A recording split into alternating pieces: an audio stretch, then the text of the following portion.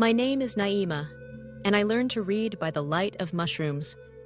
My mother raises them in bowls woven with pita fiber, waterproofed with oils that soften in the sun. We hang them like green moons on the wall, and their glow is enough not to stumble over the low table or the basket of sprouted seeds. Here, fire is not an invention. It is the red beast that comes down from the mountains whenever it wants. No one tames it, they only surround it with stone dikes and short prayers. We eat almost everything raw.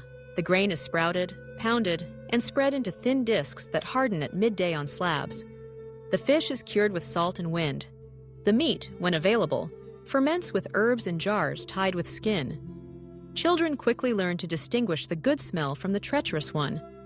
At first, the body protests, asking for something warm.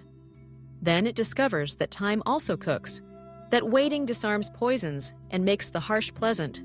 My grandfather leads the buscalumbre, crews that chase the warm breath of the earth. They map fumaroles, springs, and cracks.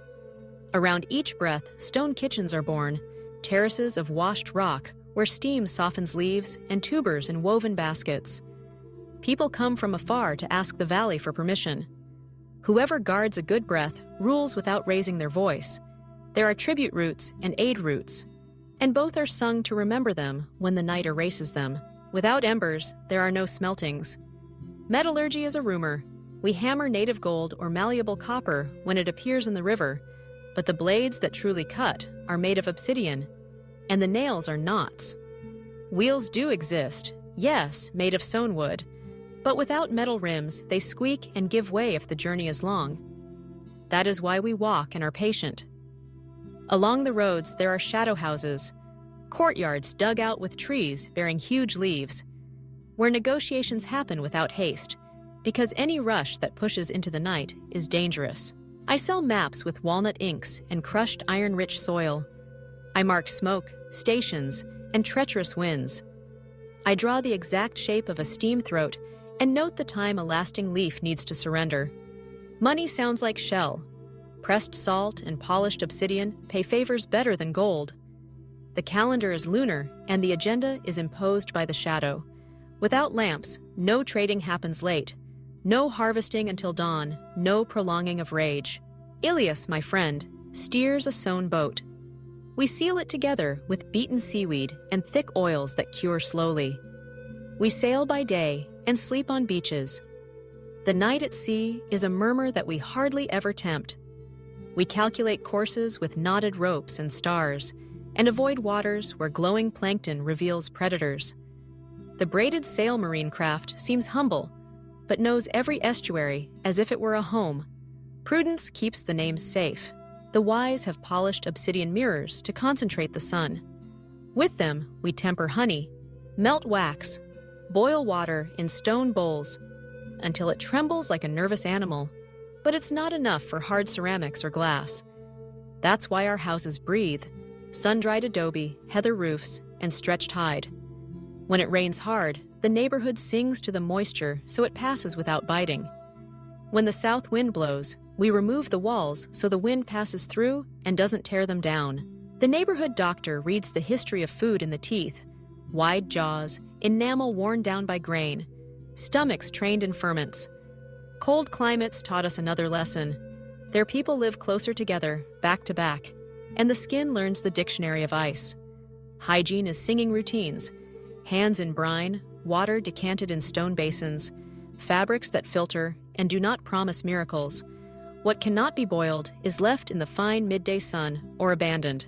Without ovens or forges, wars are brief and crude: slings, sticks, stone perimeters, and trained dogs. The night cuts off the screams and forces a pact. Laws are born from that pause. No one works outside walls without moonlight. No one swears without witnesses capable of recounting the entire agreement. No agreement is signed, it is memorized. A seal is worth less than a reliable memory, and lies weigh heavily because they must be dragged in the dark. The council meets in the Casa Fresca, a sunken courtyard with underground irrigation channels that sweeten the air. We enter barefoot, with our feet in the water, to ask and to give. Politics follows the sun. The caravans do not grow beyond what a shadow can protect. The cities are never giants. They link in networks that share smoke and winds. When the red beast ravages a forest, we let life do its work.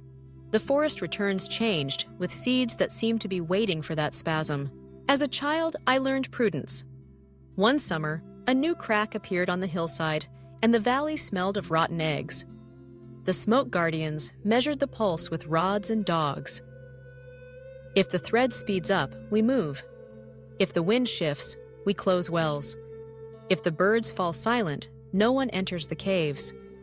There are no torches or helmets. There are wet cloths, clay seals, and patience. Sometimes we abandon entire neighborhoods, and autumn erases our walls as if they had never been. At night, the world belongs to the ears. Without lamps, work rests and the word grows. The elders sing itineraries, remedies, and genealogies. What is loved is learned by mouth. With bioluminescence, my mother draws green constellations on the ceiling and teaches me the season when the steam is generous and the one when it bites untimely. Between verse and verse, memory acts as a bridge. A recipe is a melody, a root is a refrain. We also have inventions that make up for what we couldn't have. Watermills hammer tirelessly. Towers of mirrors dry stubborn grains. Cold chambers on windy peaks preserve fruit and fish. In the salt flats, the sun refines the salt we use as a wall, medicine, and currency. Distilling would be a dream without flame, so vinegar is made through patience and not fire. A pinch of salt on the tongue seals promises better than any signature. A traveler from the north claimed to have captured a lightning bolt with ropes stretched on a hill. The rope turned black, and with that black they draw. Perhaps the lightning is an oven we don't know how to invite. Perhaps electricity is a word we have yet to learn to sing. I like to think that curiosity doesn't need embers. Like the mushrooms on my wall, it illuminates without burning. Today I went to the steam gorge to map a newly opened warm eye. The valley breathed like a sleeping animal. I hung a basket of hard leaves and waited. The air dampened my face. The veins gave way with a discreet crackle. The chief marked time with a leather drum, not to command, but to remember the exact duration of each softening. Here, cooking is asking for permission. Here, heating is conversing with the earth, not ordering. At the midday market, I sold the map. The buyer asked me about the footnote. Avoid the south wind at the third hour. Enter singing. Leave without haste. I explained that the breath changes mood when the valley yawns. He paid me with salt and a story. In his city, they have built a hall of mirrors that, at sunset, concentrates the sun enough to harden and bend wood. With that, they make bows that do not break. It seemed like a fable, but the details sounded true. Upon returning, the neighborhood kept the light in the corners. We lit the mushrooms, and I told what I saw. The children opened their mouths like fish. The elders smiled with the experience of those who know a good breath. I drew on the ceiling an invented constellation, that of the guardian of time, and said it marks the season of slow evaporation, when the discs of sprouted grain come out perfect. Before sleeping, my mother checked our hands. No flame had burned them.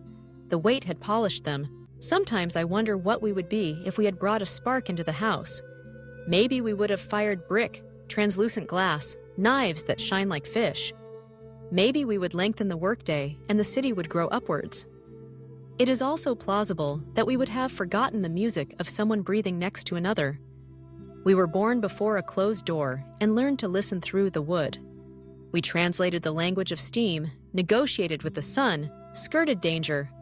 Tomorrow I will mark another breath on tense skin with the same warning as always: ask permission, enter slowly, sing time.